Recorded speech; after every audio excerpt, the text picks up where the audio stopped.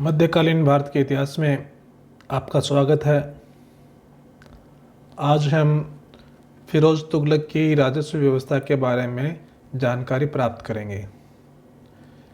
पीछे के अध्याय में हमने फिरोज तुगलक के प्रारंभिक जीवन और किस प्रकार से उसने अपना शासन प्रारंभ किया, गद्दी प्राप्त की और किस प्रकार से उसे प्रारंभिक कठिनाइयों का सामना करना पड़ा, इनका अध्ययन हम कर चुके हैं। अब हम फिरोज तुगलक द्वारा किए गए कतिपय सुधारों का अध्ययन करेंगे और इसमें सबसे महत्वपूर्ण सुधार उसका राजस्व व्यवस्था से संबंधित था। तो देखते हैं फिरोज तुगलक ने राजस्व व्यवस्था अर्थात अर्थव्यवस्था और आय के जो विभिन्न स्रोत थे उन स्रोतों को किस प्रकार से सुधारने का उसने प्रयास किया। राज्यारोहण के बाद फिरोज तुगलक 1351 ईस्वी के अगस्त महीने में राजधानी में आए और आने के बाद उन्होंने सबसे पहला काम यह किया कि अपने लिए एक नया प्रधानमंत्री नियुक्त किया। हमने देखा कि पीछे के जो सुल्तान का प्रधानमंत्री था ख्वाजा जहां, उसने फिरोज तुगलक के राज्यारोहण का विरोध किया था और फिरोज तुगलक के समानांतर उसका प्रतिद्वंदी एक अन्य उम्मीदवार सुल्तान के लिए खड़ा कर दिया था। और उसके बाद में ख्वाजा जहां को झुकना पड़ा और उसे कुछ क्रुद्ध सरदारों के द्वारा मार दिया गया, इसलिए प्रधानमंत्री का पद रिक्त हो गया था। तो सबसे पहले प्रधानमंत्री की नियुक्ति की गई। मलिक मकबूल नामक व्यक्ति को प्रधानमंत्री नियुक्त किया और प्रधानमंत्री बनाने के बाद उसे खाने जहां की उपाधि प्रदान की गई। यहाँ ये जानना बड़ा इंटरेस्टिंग है कि खाने जहां अर्थात मलिक मकबूल कुछ समय पहले ही मुसलमान बना था। उससे पहले वो हिंदू था और नया नया उसने इस्लाम स्वीकार किया था। यह मूलतः तेलंगाना का एक ब्राह्मण था और कहा जाता है कि वह बहुत ही होनहार और योग्य व्यक्ति था और उसमें एक बहुत बड़ी विशेषता ये भी थी कि वह स्वामी भक्त बहुत ज़्यादा था। इसलिए फिरोज को उसकी सहायता बहुत ही उपयोगी सिद्ध हुई। हम ये भी जानते हैं कि फिरोज तुगलक कोई योग्य सैनिक नहीं था और न ही उसका शासन या सुल्तान बनने के प्रति कुछ आग्रह था। एक प्रकार से फिरोज को सत्ता सरदारों के द्वारा सौंपी गई थी, इसलिए उसे एक बहुत ही स्वामी भक्त और योग्य व्यक्ति की सहायता की ज़रूरत थी जो उसे समय समय पर सलाह देता रहे और उसका शासन संभालता रहे। और इस कार्य को खाने जहां ने बड़ी बखूबी से निभाया। फिरोज तुगलक के सामने बहुत सारी समस्याएं थी।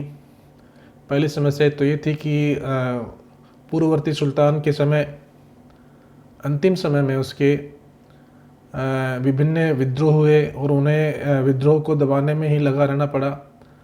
और दूसरा ये हुआ कि मोहम्मद बिन तुगलक की धार्मिक नीति के कारण प्रजा में भी वह अलोकप्रिय था। खासकर जो उलेमा वर्ग था उसमें वो बहुत ज़्यादा अलोकप्रिय था और उसकी कारण सुल्तान के प्रति जनता का जो दृष्टिकोण था वो कोई अच्छा नहीं था। तो एक तो नए सुल्तान को उलेमाओं की सहयोग की ज़रूरत थी, उसे सहयोग प्राप्त करना था और दूसरा उसे जनता से भी सहयोग की अपेक्षा थी, इसलिए उसे पहला कार्य करना था। इसके साथ ही चूँकि मोहम्मद बिन तुगलक के अंतिम समय में अर्थव्यवस्था भी डामाडोल हो गई थी, उसे भी ठीक करना था। हमने ये देखा कि किस प्रकार से मोहम्मद बिन तुगलक के कुछ नवाचारों के कारण बहुत सारा धन जनता को दे दिया गया था तकाबी ऋण के रूप में मान लीजिए, कृषि को बढ़ावा देने के लिए। और इसके अलावा ख्वाजा जहाँ ने जब अपना प्रतिद्वंदी उम्मीदवार फ़िरोज़ तुगलक के सामने खड़ा किया, तब उसने भी प्रजा को और सरदारों को अपनी ओर बनाए रखने के लिए बहुत सारा खजाने का धन उन लोगों में बांटा था। क्योंकि जब मोहम्मद बिन तुगलक की मृत्यु हुई तो वह दिल्ली से बाहर था और नए सुल्तान का राज्यारोहण भी बाहर ही हुआ, और इस कारण खजाने के ऊपर अधिकार ख्वाजा जहाँ का था, और उसने उस खजाने का उपयोग अपने पक्ष में सरदारों को करने के लिए भरपूर तरीके से किया। तो उसे भी किस प्रकार से प्राप्त किया जाए या नहीं किया जाए, ये भी निर्णय सुल्तान को लेना था। तो सुल्तान ने सबसे पहले प्रजा को प्रसन्न करने का प्रयत्न किया, और जितने भी राजकीय ऋण प्रजा के ऊपर थे उन सभी ऋणों को समाप्त मान लिया। और इसके अलावा ख्वाजा जहाँ ने जो राजकों से धन लुटा दिया था उसको भी फिर से प्राप्त करने का प्रयास नहीं किया। हमने कई पूर्ववर्ती सुल्तानों को देखा है कि प्रजा में बांटे गए धन को उन्होंने प्राप्त करने का प्रयास भी किया और सफल भी रहे हैं। सरदारों में भी बांटे गए धन को उन्होंने प्राप्त करने का प्रयास बड़ा अच्छी तरह से किया है, सफलता के साथ किया है। परंतु यहाँ पर फ़िरोज़ तुगलक किसी भी प्रकार का जोखिम लेने के पक्ष में नहीं था, किसी प्रकार का विरोध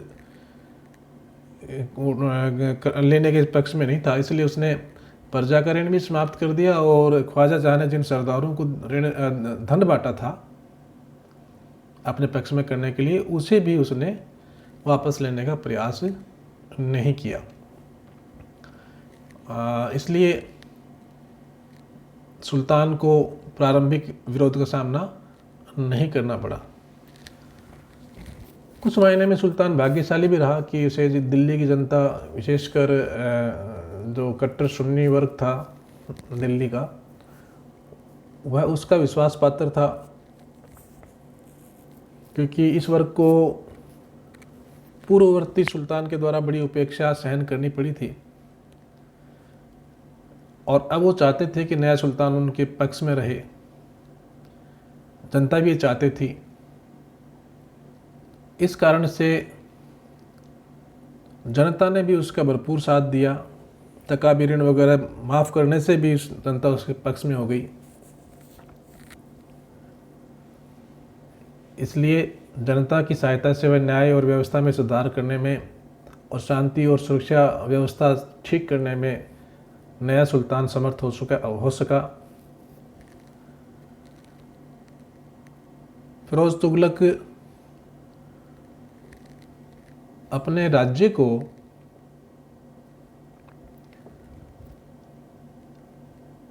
एक प्रकार से ट्रस्टीशिप की अवधारणा के द्वारा चलाना चाहता था, और वो मानता था कि स्वयं राज्य का ट्रस्टी है तथा जनता की भलाई के लिए वह स्वयं जिम्मेदार है। और उसने चूँकि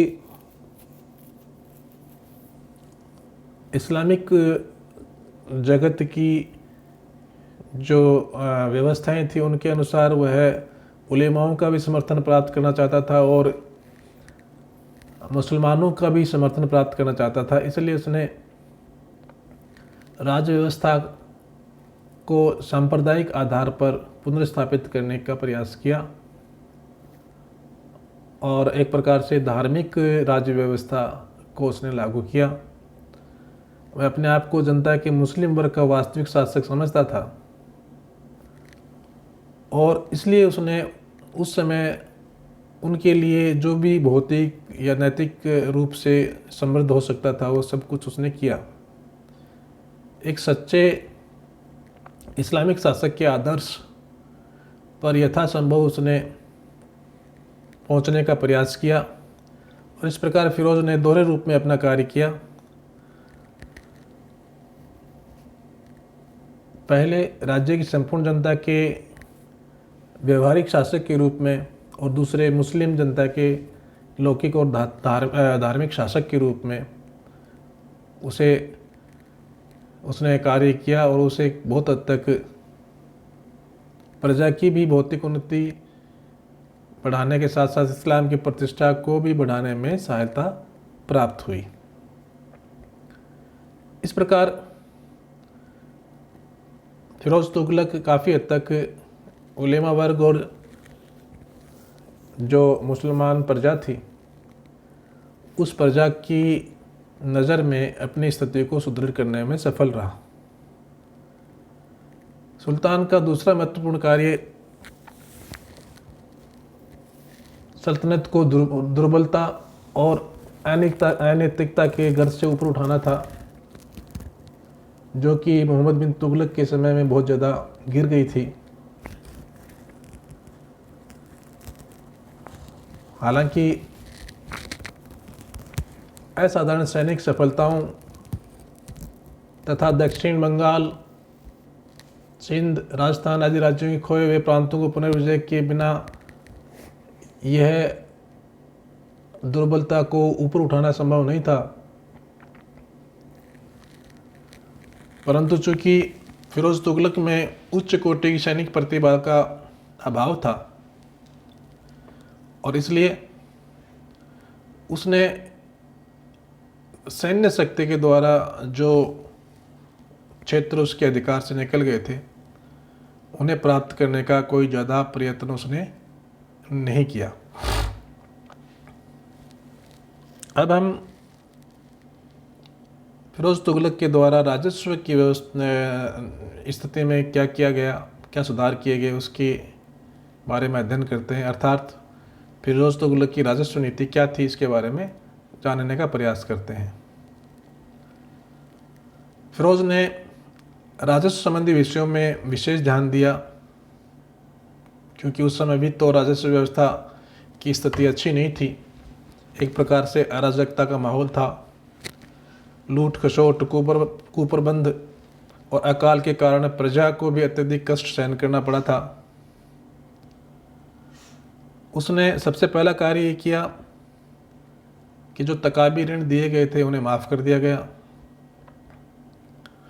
और जितने भी सरकारी पदाधिकारी थे उन पदाधिकारियों की आय को बढ़ाने के लिए उनके वेतन में वृद्धि की गई। राजस्व विभाग के पदाधिकारी, प्रांतीय सूबेदार जब कभी भी सुल्तान के दरबार में अपने क्षेत्रों की आय और व्यय का हिसाब देने के लिए जाते थे तो उन पे एक प्रकार का अनुचित शारीरिक दबाव डाला जाता था, जिससे कि वो अधिक से अधिक आय और कम से कम व्यय दिखाएं। फिरोज को ये ठीक नहीं लगता था, इसलिए उसने इस प्रथा जो कि सूबेदारों में या प्रांतीय अधिकारियों बहुत ही घृणित रूप से प्रचलित थी, उसे बंद कर दिया गया। फिरोज ने एक और महत्वपूर्ण कार्य ये किया कि राज्य की संभावित आय और व्यय का चिट्ठा तैयार करवाया और सरकारी आय का अनुमानित विवरण तैयार करने के लिए भी उसने कार्य किया और इस कार्य के लिए उसे ख्वाजा इशामुद्दीन नामक एक अनुभवी राजस्व पदाधिकारी के सुपुर्द किया। इशामुद्दीन ने प्रांतों का दौरा किया और दौरा करने के बाद राजस्व अभिलेखों का निरीक्षण करके 6 वर्ष के कठिन परिश्रम के बाद राज्य की खालसा भूमि का राजस्व निर्धारित किया और उसने माना कि खालसा भूमि से जो कुछ आय होती है वह उस समय 6 करोड़ 85 लाख टन का निश्चित किया गया। हम लोग जानते हैं कि उस समय जो ज़मीन थी वो ज़मीन 2 भागों में बटी हुई थी, एक तो खालसा में और दूसरी जागीर में। तो खालसा वो भूमि थी जो सीधे सीधे सुल्तान के या केंद्र के नियंत्रण में थी और उससे होने वाले संपूर्ण आय भी राजा या राजकोष में जमा होती थी। तो इसका राजस्व 6 करोड़ 85 लाख टन का निश्चित किया गया। ये बहुत महत्वपूर्ण कार्य था फिरोज तुगलक का, और इन आंकड़ों में फिर आगे कोई परिवर्तन नहीं हुआ। फिरोज के संपूर्ण राज्यकाल में सीधे राज्य के शासन के अंतर्गत भूमि से इतनी ही आय होती रही। भूमि की नाप तथा उपज के आधार पर अनुमान नहीं लगाया गया था। यह अनुमान केवल अंदाज से लगाया गया। चूँकि स्थानीय जानकारी राजस्व विभाग का पुराना अनुभव था, उस अंदाज से ही ये आय का निर्धारण किया गया। फिरोज तुगलक ने भूमि की नाप के आधार पर राजस्व निर्धारित करने की वैज्ञानिक पद्धति को छोड़ दिया, और इस कारण से आय निर्धारण में मूलभूत दोष होने के बावजूद भी लगभग स्थायी रूप से भूमि कर निश्चित करना फिरोज की एक बड़ी सफलता थी, और उसका श्रेय फिरोज तुगलक को देना ही चाहिए। फिरोज तुगलक ने उस समय प्रचलित अनेक करों, कहा जाता है कि 24 कष्टप्रद करों को उसने हटा दिया। इनमें मकान तथा चारागाह कर भी सम्मिलित थे, जिनसे कि जनता को बहुत ज़्यादा परेशानी थी। इनको हटा दिया, और करों के मामले में उसने जो भू राजस्व राज्य सरकार द्वारा मांगा जाता था उसको भी उसने कम कर दिया।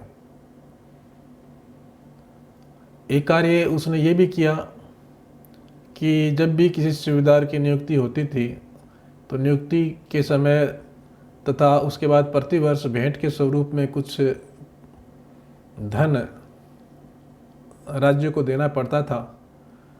और वस्तुतः ये धन दिया तो सूबेदार के द्वारा जाता था, परंतु वस्तुतः सूबेदार भी उस धन को जनता से ही इकट्ठा करता था, तो इसका वास्तविक बोझ जनता पर ही पड़ता था। फिरोज तुगलक ने इसे भी समाप्त कर दिया, और इससे भी जनता को कुछ राहत प्राप्त हुई। फिरोज तुगलक ने चूँकि उलेमाओं को उससे खुश करना था और खुद भी धार्मिक प्रवृत्ति का था, इस्लामिक कानूनों के अनुसार चलना वो चाहता था, इसलिए उसने कुरान के नियम के अनुसार केवल 4 कर लगाए। ये बड़ा इम्पोर्टेंट क्वेश्चन कई बार पूछा जाता है कि फिरोज तुगलक ने कौन से कर लगाए रखे। तो 4 कर उसने लगाए रखे, जिनमें से खराज, खम्स, जजिया और ज़कात थे। खराज भूमि कर था। खम्स युद्ध में प्राप्त होने वाली लूट का एक भाग था, जो सुल्तान और सैनिकों के बीच में बांटा जाता था। अलाउद्दीन खिलजी और मोहम्मद तुगलक ने इस लूट के धन का 4 भाग स्वयं हड़प लिया था, और केवल 1/5 भाग सेना के लिए छोड़ते थे, जबकि इससे पहले इसका उल्टा होता था। 1/5 भाग सुल्तान के पास जाता था और 4/5 भाग सेना में बांट दिया जाता था। फिरोज ने इस्लामिक प्रथा के अनुसार केवल 1/5 भाग लिया और 4/5 भाग सैनिकों के लिए छोड़ दिया। फिरोज तुगलक ने गैर मुसलमानों से जजिया वसूलने में बड़ी कठोरता से काम लिया। इससे पहले के सुल्तानों के समय में ब्राह्मण या तो जजिया से मुक्त रहते थे अथवा किसी प्रकार उससे बच जाया करते थे। फिरोज ने उनसे भी जजिया वसूल करके उसकी व्यापकता यानी उसका दायरा बहुत ज़्यादा बढ़ा दिया। फिरोज तुगलक ज़कात 2.5% की दर से मुसलमानों से वसूल किया जाता था, और कुछ निश्चित धार्मिक कृत्यों में व्यय किया जाता था। इसको जारी रखा। इन 4 करों के अतिरिक्त आगे चलकर सुल्तान ने धार्मिक नेताओं यानी उलेमाओं की स्वीकृति से सिंचाई कर भी लगाया। ये कर केवल उन किसानों को देना पड़ता था जो अपने खेतों की सिंचाई के लिए सरकारी नहरों से पानी लेते थे, और इसकी दर उपज का 1/10 भाग निश्चित की गई। अफसरों तथा राजस्व वसूल करने वाले जो अधिकारी थे, उनको निश्चित किए गए इस राशि से अधिक वसूल करने पर कठोर दंड देने का प्रावधान किया गया। और इन वसूल करने वाले जो अधिकारी थे, ये अधिक वसूल नहीं करे, इसलिए उन्हें समुचित वेतन दिया गया, जिससे कि वो जनता को बेवजह से परेशान नहीं करें। इस प्रकार सुल्तान ने